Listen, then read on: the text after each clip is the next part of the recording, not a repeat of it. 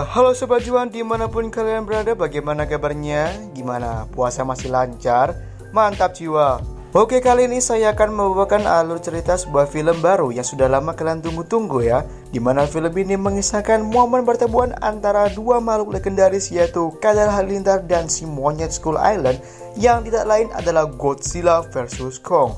Oke, daripada kelamaan nunggu nih, karena besok saya ada undangan mantan, langsung saja kencangkan celana, siapkan posisi wena, kunci pintu, kenakan headset, siapkan cemilan bagi yang tidak puasa. Selamat menonton dan ceki bro.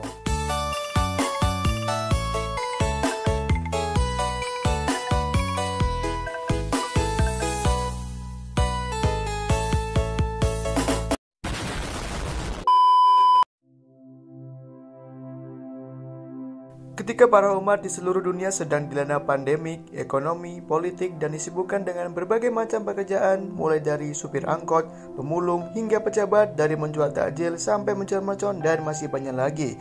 Dan ketika para manusia yang memiliki IQ jongkok abnormal berjoget di depan layar kamera yang tidak jelas, beberapa orang lain yang menggunakan kapasitas otaknya dengan baik mulai berpikir untuk mencari keberadaan atau eksistensi para makhluk di luar nalar yang belum pernah kita jumpai selain manusia dan makhluk-makhluk lainnya yang kita kenal hingga saat ini. Mereka meyakini bahwa ada makhluk lain yang hidup di belahan bumi lainnya, di mana mereka mulai muncul ke permukaan tidak hanya untuk hinggap dan mengingatkan kita untuk mengurangi perbuatan yang tidak senonoh, melainkan menunjukkan bahwasannya manusia bukanlah satu-satunya penguasa yang diciptakan di bumi tercinta ini. Film kemudian berawal pada tahun 1943, di mana di sana sedang terjadi Perang Dunia Kedua. Tepat di saat itu juga ada kapal USA Leuthen tiba-tiba hancur secara misterius. Namun menyisakan satu orang yang masih selamat, beliau bernama Bill Randa, di mana ia sempat melihat pelaku yang merusakkan kapal sekaligus menewaskan seisi anak buah kapal.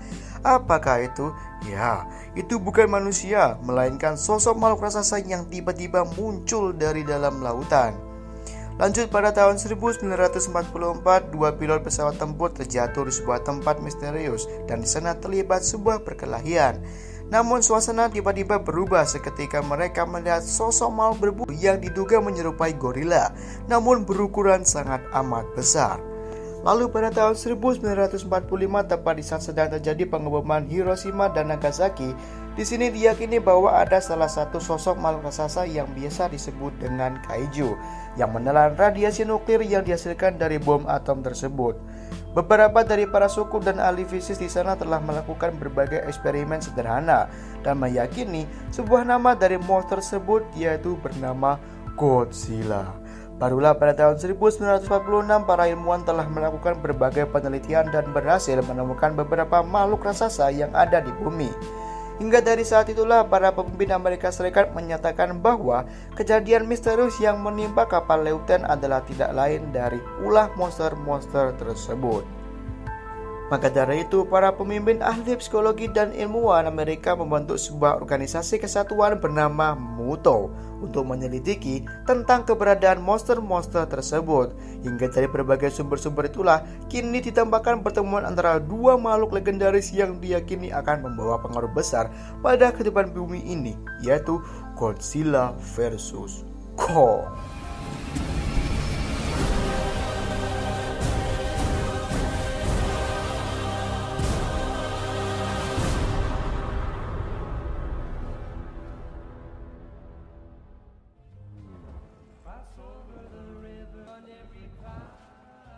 Setelah menemukan Skull Island, kini organisasi Monarch melindungi Mas Kong di sebuah kurungan berteknologi canggih dengan alasan melindungi Mas Kong dari keganasan dunia luar. Namun nampaknya Mas Kong justru tak suka dengan tempat tersebut.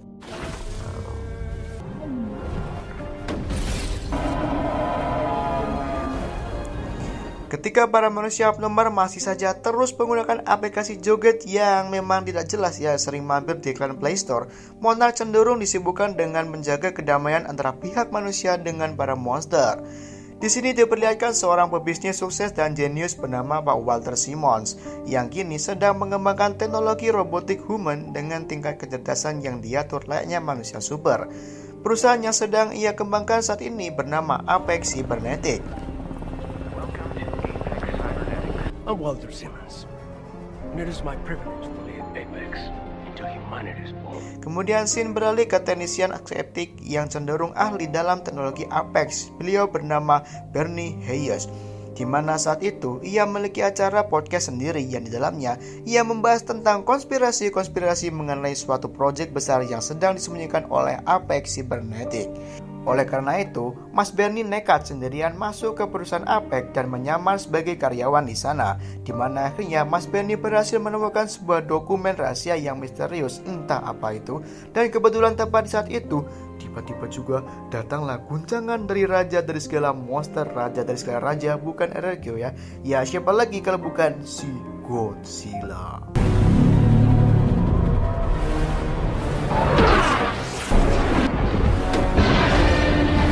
Dahulu Godzilla yang dikenal sebagai penyelamat bumi kini entah mengapa secara tiba-tiba berubah 360 derajat, di mana ia justru menghancurkan bangunan-bangunan di sana secara membabi buta. Namun di sini ada kejadian aneh cuy, di mana ia hanya menyerang bangunan yang jangkauannya dekat dari Apex saja. Kira-kira ada apa? Ya, saksikan saja. Di saat Bernie hampir saja tertimbun reruntuhan, kini diperlihatkan sebuah teknologi yang tidak lain tercantum dalam dokumen tadi cuy, yaitu sebuah teknologi canggih berbentuk seperti mata jeruji berputar yang memungkinkan kedatangan Godzilla ke permukaan. Apa ya? Berita ini pun akhirnya dengan cepat menyebar ke seluruh pelosok dunia hingga Godzilla menjadi salah satu perbincangan paling dahsyat di acara Mata Najwa dan Gosip di pagi hari. Anjir.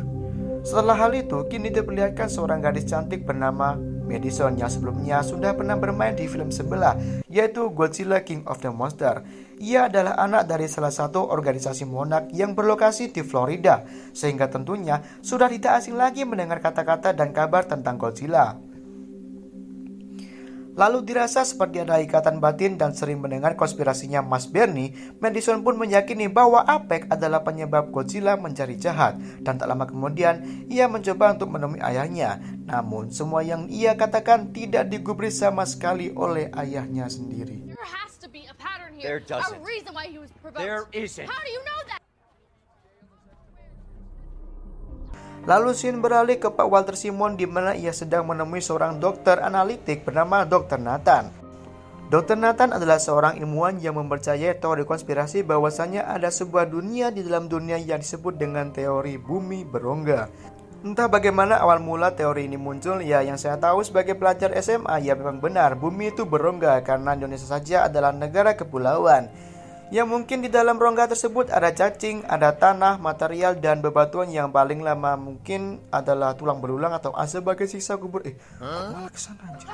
Lanjut ke pembahasan. Kali ini Pak Walter ini sangat setuju dengan pendapat Dr. Nathan ini, yang mana Pak Walter sebenarnya sudah berhasil menemukan sebuah kendaraan bawah tanah berteknologi aluvial canggih yang dapat menuju ke sana. Dan di sini, Pak Walter menyuruh Dr. Nathan untuk memimpin misi itu atas dasar keilmuan kimia, fisika, biologi, dan lain sebagainya.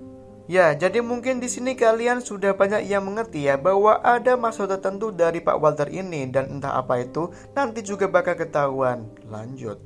Oh ya, hampir lupa. Di sana ternyata Pak Walter tak sendiri cuy, melainkan dikawal oleh seorang yang mungkin kalian sudah tahu ya karena ini familiar. Ya, dia adalah preman kampus yang sering tawuran. Ya, siapa? Takia Genji. Hora.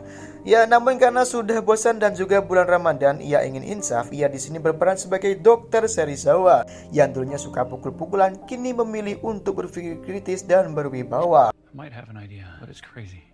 I love crazy ideas. They make me rich. With a little help of an old colleague.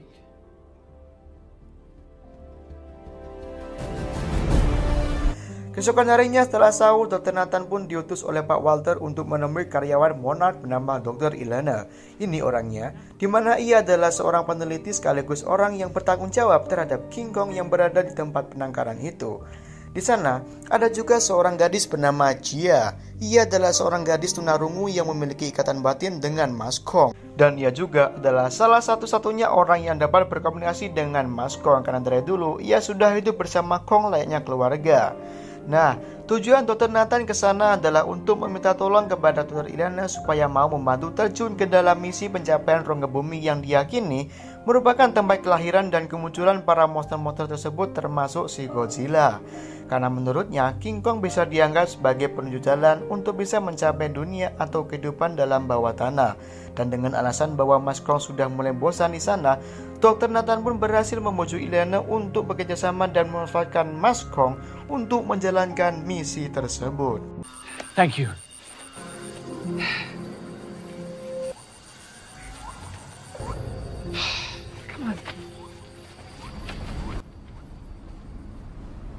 Mereka semua kemudian pun akhirnya berangkat dengan kapal dan beberapa bantuan angkatan udara. Dan ini adalah Kong yang sedang tertidur pula setelah dibius dengan beberapa obat yang nggak tahu berapa ton ya. Anjir. Tak lama kemudian reaksi obat dibiusnya pun habis dan Kong pun terbangun. Ia pun terkejut karena bangun-bangun ia sudah terduduk dengan dirantai sujud tubuhnya. Tak lama kemudian muncullah seorang wanita bernama Maya Simmons yang tidak lain ia adalah putri dari Pak Walter Simmons sendiri. Dan tujuan Maya datang ke sana adalah untuk mendampingi Dr. Nathan dalam menjalankan misi menuju Hollow Earth atau bumi berongga. Excellent.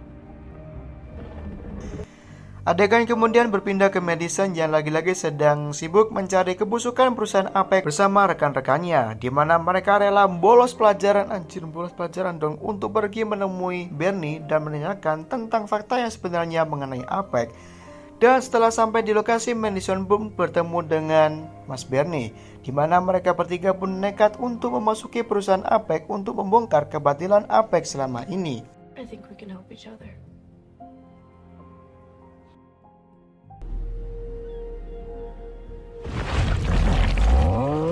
Kembali pada si Kong yang sedang sarapan ikan mujair. Ikan mujair dong. Kenapa nggak ikan tuna aja cuy? Ya. Dimana di saat perjalanan mereka dikejutkan dengan sebuah radar yang menunjukkan ada sesuatu yang sangat besar sedang menuju ke arah mereka. Yang tidak lain itu adalah raja dari segala raja monster, yaitu Godzilla. He's coming for us anyway. He's not coming for us.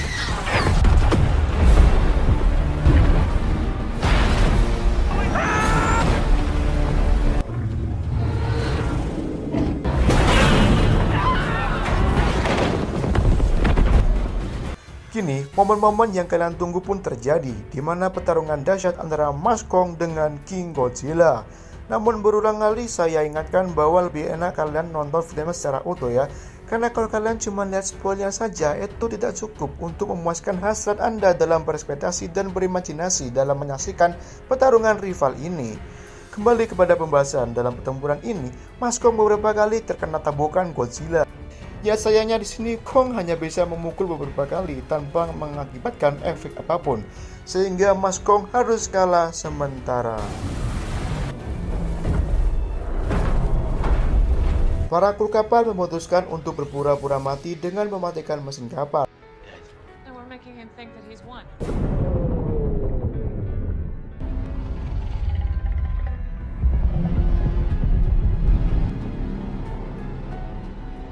Sementara itu, kita diperlihatkan kembali kepada tim Bernie di mana mereka berhasil masuk ke suatu tempat yang ada di Apex Cybernetic, di mana di dalamnya terdapat sebuah lift yang mengarahkan mereka ke ruang bawah tanah. Sampai di sana, kini kita diperlihatkan berbagai macam teknologi canggih yang masih utuh, di mana mereka bertiga memutuskan untuk masuk ke dalam sebuah bunker yang ternyata di dalamnya terdapat sebuah gerbong kendaraan masa depan yang diciptakan oleh perusahaan Apex. Kendaraan itu sendiri secara otomatis akan meluncur ke Hong Kong melewati jalur bawah tanah, di mana kendaraan itu menggunakan teknologi turbin semacam cahaya kilat yang akan secara langsung mengantarkan mereka dengan sangat cepat secepat kilat kurang dari 50 menit dari Amerika ke Hong Kong. Wah itu cepat sekali cuy.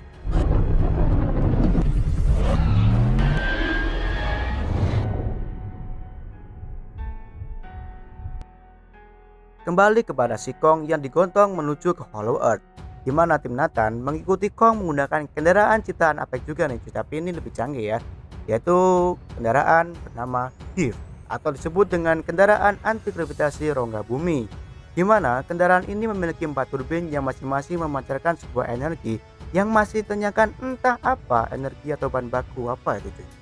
Ya apa ya, bisa cepet gitu loh. Ya pada intinya kendaraan ini dapat mengikuti kemanapun Mas Kong pergi.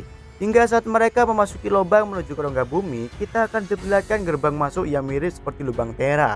Tapi di saat mereka semua sudah melewati gerbang itu, mereka seakan-akan seperti terlempar ke ruang hampa dengan kecepatan cahaya yang nampak seperti teleportasi cahaya telekinesis menuju ke Hollow Earth.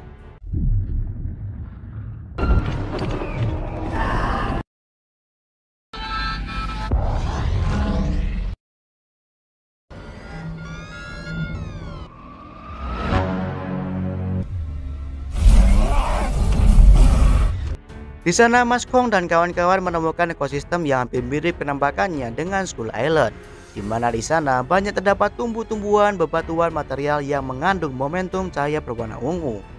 Di Hollow Earth juga terdapat ular kobra raksasa terbang yang disebut dengan Nozuki.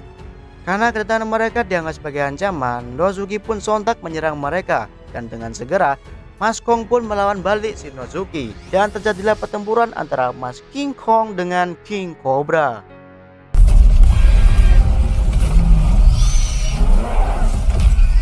Tak lama kemudian Nozuki pun berhasil dikalahkan. Lalu tiba-tiba insting Kong seakan-akan terbangkit menuju ke sebuah gunung. Mas Kong pun langsung saja menuju ke gunung itu sembari diikuti oleh tim Nathan di belakangnya. Sesampainya di atas gunung, Mas Kong dan tim Nathan terkesima dengan tempat itu, di mana di sana terjadi gesekan pertemuan antara dua gravitasi. Karena penasaran, Mas Kong pun langsung saja melompat ke bagian gravitasi yang ada di atasnya dan mendarat di bagian permukaan Hollow Earth yang lainnya. Nah, jika kita analisis, gravitasi tersebut menandakan belahan bumi bagian utara, sehingga jika Mas Kong ini melompat ke bagiannya sebelah selatan, maka posisinya akan bertukar menjadi ke arah utara, seakan-akan terjadi transformasi saat di atas menuju ke bawah. Dan itulah yang dinamakan dengan bumi berongga atau berlubang di bagian intinya. Gimana? Paham? Enggak. Sama dong kayak gitu. Anjir. Di sisi lain, tim Bernie pun tiba di Hong Kong. Di sana mereka menemukan sebuah ruang yang sangat luas, di mana itu adalah tempat senjata untuk membunuh para Titans yang diciptakan oleh Pak Walter. Senjata itu adalah Mecha Godzilla atau disebut dengan robotik tiruan Godzilla. Senjata ini dikendalikan oleh Dr. Serizawa, di mana Mecha Godzilla ini dirakit dengan jaringan kepala milik Ghidorah. Wah.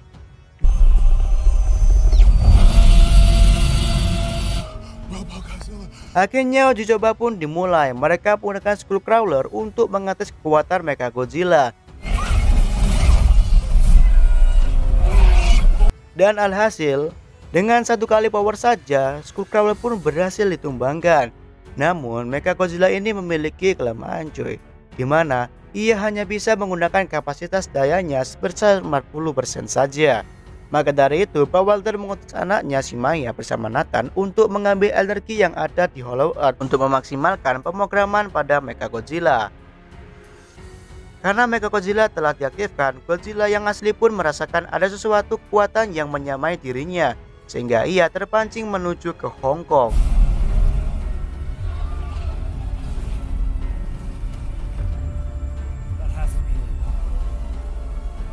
Di Hollow Earth, Mas Kong mengajak tim Nathan ke suatu tempat di mana tempat tersebut dulunya adalah tempat leluhur si Kong. Di dalamnya ia juga menemukan bekas perang serta kapal bercahaya yang terbuat dari lempengan-lempengan artefak milik Godzilla.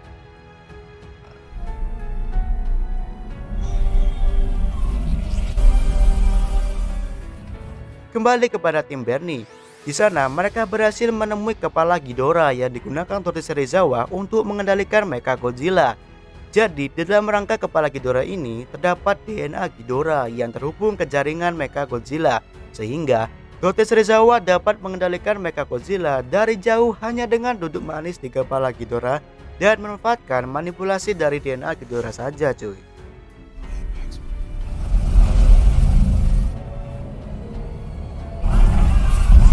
Di sisi lain, Godzilla telah tiba di Hong Kong dan menyerang di daerah perkotaan. Sementara itu, Mas Kong yang telah mendapati senjata kapaknya tiba-tiba mengeluarkan cahaya biru yang menandakan bahwa Godzilla telah datang. Mas Kong kemudian meletakkan kapaknya ke tanah dan cahaya biru itu pun semakin menyebar memutari singgasana leluhur Kong. Hal tersebut biasa disebut dengan charge atau mengisi daya kekuatan pada kapaknya si Kong. Godzilla yang sedang asik main di kota, anjir main di kota dong. mulai merasakan kekuatan kapak milik Kong dan kemudian melontarkan gas atomnya ke inti bumi. Sementara itu, Maya dan tim Nathan mencoba untuk mengambil sampel dari kekuatan kapaknya si Kong.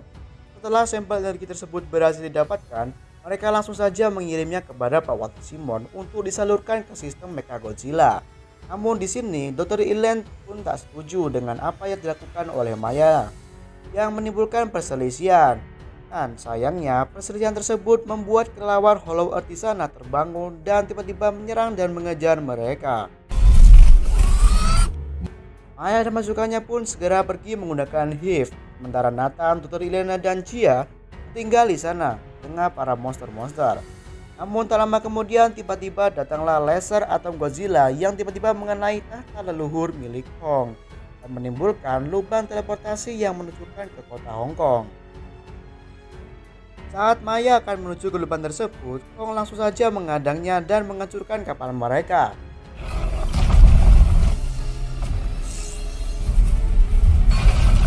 Setelah itu, Mas Kong, Nathan, Ilana, dan Jia masuk ke dalam lubang tersebut. Sementara itu, di sisi lain, pergerakan tim Bernie berhasil diketahui oleh petugas Apex. Hingga akhirnya, mereka bertiga pun berhasil ditangkap cuy. Kong pun akhirnya sudah tiba di Hong Kong dan langsung saja berhadapan dengan Godzilla. Hingga akhirnya terjadilah pertempuran yang kedua kalinya yang sebelumnya dimenangkan oleh Godzilla.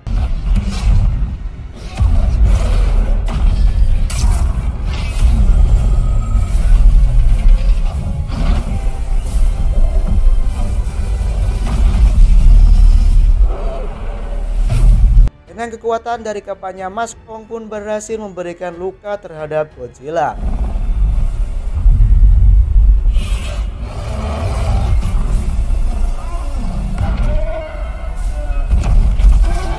Namun pada akhirnya ternyata Godzilla semakin kuat dan Mas Kong berhasil dibuat lemas dan tak sadarkan diri untuk yang kedua kalinya.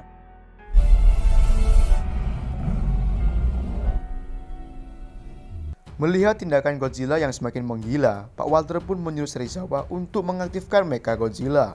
Namun entah mengapa, tiba-tiba terjadi sebuah kerusakan pada jaringan sistem Mechagodzilla, sehingga membuat Serizawa tersetrum dan tewas. Sehingga kini Mechagodzilla pun aktif dengan kendali pikiran Ghidorah sendiri cuy. Wajib. Sontak Mechagodzilla pun langsung menyerang Pak Walter dan beliau pun tewas di tempat. Mampus ya. Mereka pun langsung menyerang sisi kota dengan kekuatan lasernya.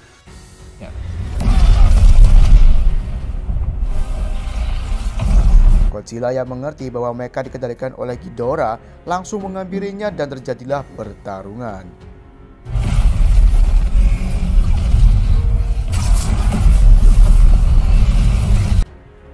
Mechagodzilla yang dirancang untuk membasmi Godzilla membuat Godzilla kewalahan karena sebagian kekuatannya sudah dikeluarkan kepada si Kong. Di sisi lain, Jia yang mengerti tentang keadaan Kong di mana ia sedang sekarat langsung memberitahu kepada Nathan. Nathan kemudian berencana untuk membangkitkan Mas Kong dengan mengacukan HIV tepat di dekat Kong untuk memberikan energi tambahan.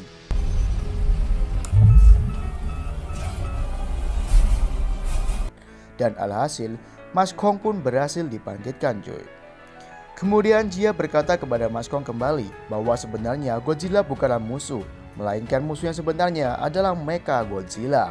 Mas Kong pun menuruti perkataan Jia dan mulai membantu Godzilla melawan Mechagodzilla.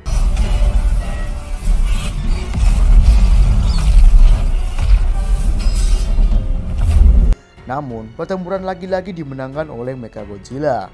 Tepat di saat Mecha akan membunuh Mas Kong dengan ekornya.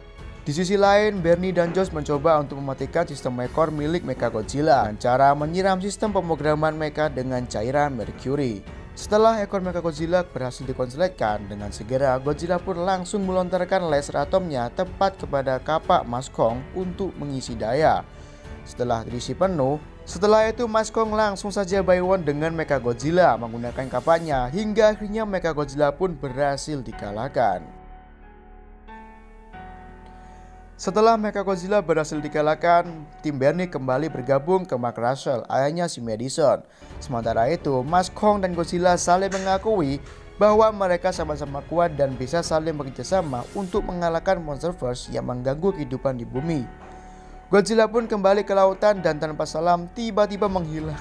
Kayak mantan aja dong. Dan setelah kejadian tersebut, Monarch akhirnya kemudian membangun sebuah tempat penangkaran di Hollow Earth, dan Mas Kong pun ditempatkan di tempat tersebut sekaligus menjadi pemimpin di sana. Film pun berakhir, sungguh ending yang mengkingkongkan. Oke cuy, itulah alur cerita film Godzilla vs Kong ya. Jadi sudah jelas siapa yang menang? Ya, tidak ada. Karena pada akhirnya mereka akan saling bekerjasama untuk membantai para monsterverse yang datang mengganggu kehidupan di bumi. Ya, mungkin secara penilaian film ini cukup menarik dan melibatkan banyak ilmu pengetahuan, fiksi, serta teknologi, sehingga bagi kalian yang suka di bidang teknologi atau pemrograman bisalah nonton ya kan. Tak hanya itu saja, bagi kalian yang suka dengan monster dengan animasinya, film ini gak kalah keren sih. So, keseluruhan film ini sangat bagus, gak salah sih kalau dilihat nanti guys. Oke lah, tanpa kelamaan, terima kasih buat yang udah nonton. Semoga terhibur. Jika suka, kalian bisa like, comment, dan subscribe. Saya juga di tempat mengucapkan terima kasih dan sampai jumpa di video yang selanjutnya.